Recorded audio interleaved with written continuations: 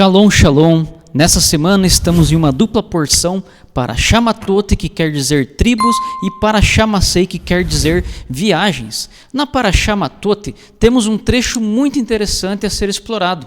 Números 31, verso 2. O Eterno diz a Moisés para vingar a vingança dos filhos de Israel sobre os midianitas. E por que sobre os midianitas, mas não sobre os moabitas também? Pois os moabitas também enviaram suas filhas com o intuito de fazer Israel pecar. Só que, na verdade, os moabitas se envolveram pelo simples fato de temer a Israel. Temos esse relato em Números 22, do verso 2 ao 6, na Parashá Balak. Porém, já os medianitas entraram em uma luta que não era deles. Ainda temos uma outra explicação de Rashi, que ensinou o seguinte: Deus disse para poupar os moabitas por causa de duas belas pessoas que extrairei deles, Rute, a moabita, e Naamá, a amonita, esposa do rei Salomão. Ainda dentro do contexto de Números 31, verso 2, sobre o vingar a vingança, de acordo com os escritos do Keli Rendá, a terminologia dupla indica que antes que a nação de Midian possa ser derrotada, seu ministro celestial, entre aspas, que incorpora a essência espiritual de Midian, deve ser derrotado. A palavra hebraica Midian significa conflito. Midian é a essência da divisão, que é a raiz de todo mal. Assim, nossos sábios falam de ódio infundado como o maior dos males. Na verdade, todo conflito é ódio sem fundamento. Os chamados fundamentos que as pessoas e as nações têm para se odiar e se destruir são apenas as várias fachadas da desagregação do eu de Midian. E esse eu representa o ego, que desmente a fonte e o objetivo comum da humanidade. Esse eu vê a própria existência dos outros como uma invasão de si mesmo. No nível cósmico, no nível espiritual, o Eterno é unidade suprema, ele é a unidade suprema. Tudo que Deus criou em nosso mundo carrega essa marca da sua unidade, e todo mal deriva da distorção desta unidade, pelo véu da divisão em que Deus envolve sua criação. Então, antes que o povo de Israel pudesse conquistar, entre aspas, as 7 nações que habitavam a terra de Canaã, nações que podem representar também as 7 características malignas do coração humano, eles tiveram primeiramente que destruir Midian, que é sua fonte e causa. É também por isso que a destruição de Midian só poderia ser alcançada sob a liderança de Moisés, que incorporou todos os traços de total abnegação, traços de renúncia e, portanto, de shalom e verdade. Todo esse conceito foi extraído dos escritos de Maamar e Lao-Tzu de 5.659. Continuando para o próximo verso, temos em Números 31, verso 3, que Moisés fala ao povo de Israel para se armar e tomar a vingança de Deus em Midian. Mas Deus havia dito a Moisés diferente.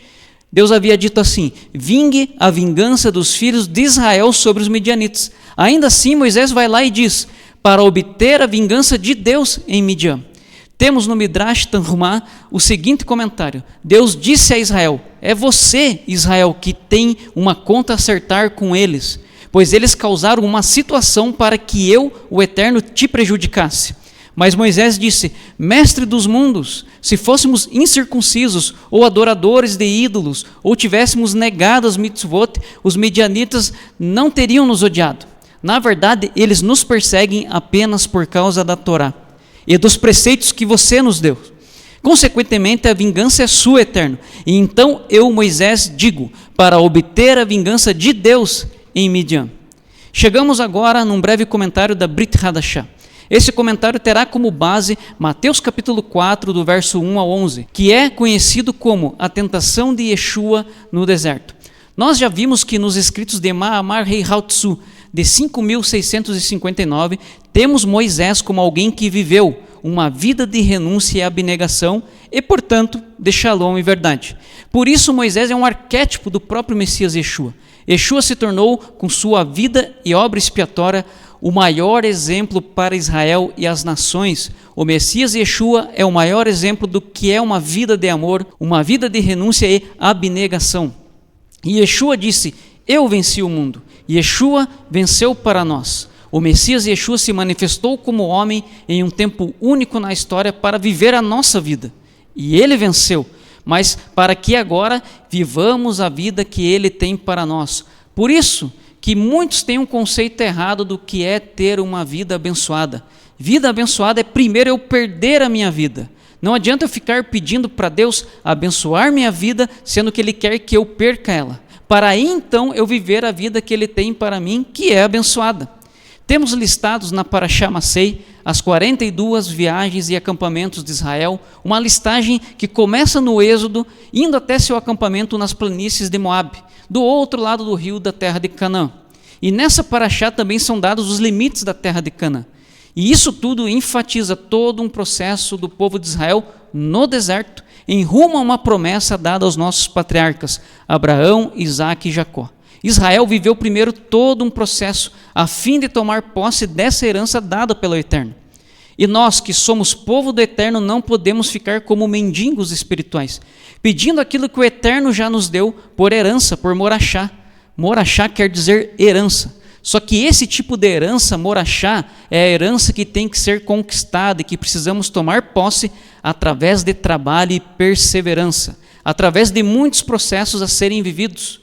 E dentro disso existem guerras a serem travadas. Mas para vencermos essas guerras, precisamos perder a nossa vida, aniquilando o nosso eu, o nosso ego e deixando, arrancando pela raiz todo e qualquer aspecto de Midian, de conflito, de eu, de ego, para então encontrarmos no Messias Yeshua lugares de transformação. Muitas pessoas têm um entendimento equivocado de que deserto é só desgraça, luta no mau sentido. Essas pessoas andam sempre se queixando de tudo e de todos, mas na verdade, se vamos para o deserto, é porque o Eterno nos leva. Ele nos enche com seu Espírito e nos conduz em deserto. No deserto não tem nada ao nosso redor para atrair a nossa atenção. No deserto eu terei que olhar para dentro e ver aquilo que o Eterno depositou em mim, dentro de mim. O Eterno falou a Abraão que levaria ele a uma terra que mana leite e mel, a terra de Canaã. Mas quando Abraão chega à terra de Canaã, tinha fome na terra. Então ele desce ao Egito. Ali é como se o Eterno estivesse mostrando algo para Abraão, que o leite e o mel estava dentro dele. É como se o Eterno estivesse apontando para algo. Abraão, aquilo que está dentro de você é que fará essa terra manar leite e mel. E se analisarmos o próprio povo judeu, quando ele volta para a atual terra de Israel em 1948, chega a uma terra totalmente virada em deserto, abandonada. E olha o que é aquele território hoje em dia. Israel está em ascensão, mas quem fez essa transformação na terra foi o próprio povo judeu. Deus nunca nos levará para um lugar que não precise ser transformado. Escute isso, um lugar não pode transformar a nossa vida. Somos nós que temos que transformar lugares. O povo de Israel foi primeiro preparado pelo Eterno em deserto, para só depois subir à terra de Canaã, a fim de tomar posse. E sem a presença do Eterno em Yeshua, o Messias, nós não poderemos fazer nada. Por isso que o nosso foco deve ser fazer morrer o nosso eu, o nosso ego, a fim de fazermos para o Eterno um lugar de santidade, para que Ele habite dentro de nós, no deserto. E isso antecede a tudo. Sem isso não adianta alguém mudar de lugar para ser abençoado, entre aspas, pois Deus faz tudo formoso ao seu tempo, dentro dos seus moed, dos seus tempos determinados. Assim como o povo de Israel foi liberto do Egito e recebeu a Shekhinah do Eterno, vemos na Torá que esse processo em deserto antecede a terra de Canaã. E da mesma forma o Eterno enche o Messias Yeshua e o conduz primeiro para o deserto e não direto para Jerusalém. Em um momento em que Yeshua estava no deserto, o diabo o transporta. Segura essa palavra, transportar. O diabo transporta Yeshua para a cidade santa. E em um outro momento o diabo o transporta para um monte muito alto e mostra para Yeshua todos os reinos do mundo e a glória deles, e diz a Yeshua: tudo isto te darei, se prostrado me adorares. Então precisamos vigiar, pois tem muitas pessoas que no meio dos processos do deserto estão trocando a voz de Deus, estão trocando a palavra do Eterno por aquilo que o diabo está falando, pois deixaram de eliminar a raiz de Midian, deixaram de matar o seu ego. Muitos querem ser transportados, e para isso tem negado até Yeshua como Messias. Podemos ver no texto de Mateus capítulo 4, que o diabo transportou Yeshua para a cidade santa. O diabo também transportou Yeshua para um alto monte, mas o Eterno não faz assim. O Eterno trabalha com processos. Ele nos conduz em deserto para depois entrarmos em ascensão e chegarmos a uma plenitude de Canaã, seja física ou espiritual. Como o próprio Messias nos ensinou, seja fiel no pouco e sobre o muito te colocarei. Então o Eterno quer, antes de tudo, fidelidade. E para isso é necessário que estejamos mortos, para que o próprio Messias Yeshua se levante em nós.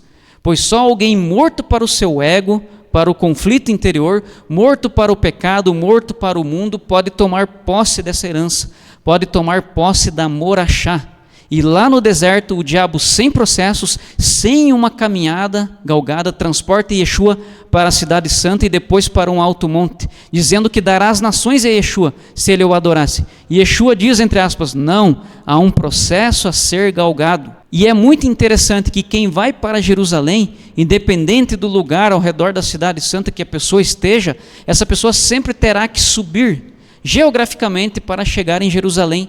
Isso se remete não só a um aspecto geográfico, mas também se remete a um aspecto espiritual de Jerusalém ou do Monte Sião.